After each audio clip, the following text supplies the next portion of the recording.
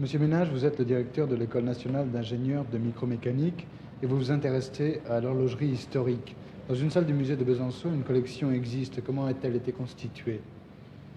Elle provient pour une part d'une origine très ancienne dans laquelle le musée est l'héritier de la ville de Besançon, pour d'autre part d'achats et de dons faits à des époques diverses. Quels sont les principaux centres d'intérêt de cette collection? À mon avis, ils sont de deux ordres. À qui sait voir, leurs pièces d'horlogerie racontent la vie quotidienne de nos ancêtres depuis 2 siècles, 3. À qui est initié à la mécanique, la montre explique les progrès réalisés par la construction et par l'invention au cours de la même période. Combien de pièces d'horlogerie y a-t-il actuellement au musée? Quelques centaines, je pense, dont toutes ne sont pas exposées, mais seulement celles qui sont les plus spectaculaires. Quelles sont les pièces les plus anciennes de cette collection? Les pièces les plus anciennes sont probablement des montres et des petites horloges. La plus ancienne de toutes est une montre qui porte la signature de Vincent Ferrier, lequel reçut en 1550 et quelques les premiers statuts de la Corporation des horlogers de Paris. Elle ne paye pas de mine, mais c'est l'ancêtre la plus vénérable. S'il fallait choisir ensuite une pièce particulièrement ancienne, je proposerais cette petite horloge datant des dernières années du XVIe siècle et magnifiquement conservée.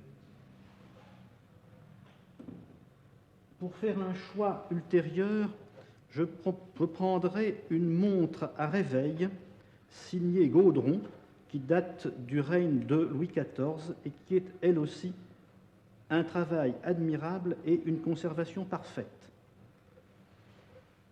Un peu plus jeune serait une montre qui marquait déjà le calendrier, le quantième du mois, les phases de la lune, le jour de la semaine et quelques autres indications.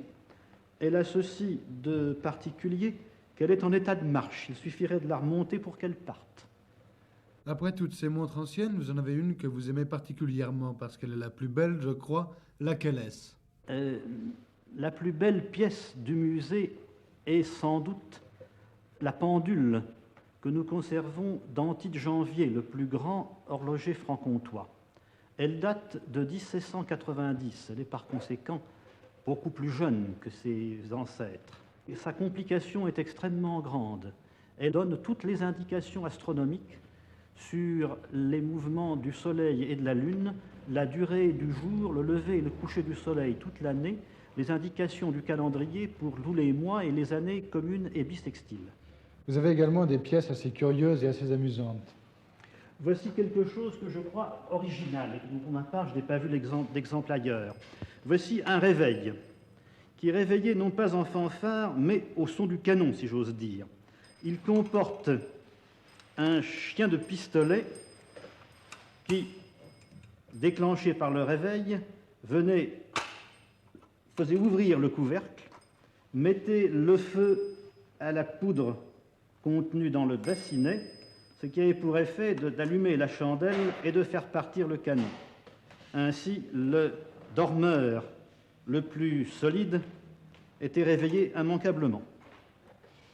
Si des particuliers possèdent des montres ou des pendules anciennes, je crois, Monsieur Ménage, que le musée leur réserverait un bon accueil. Sans aucun doute, car si la collection a des séries assez belles, elle a naturellement encore plus de lacunes.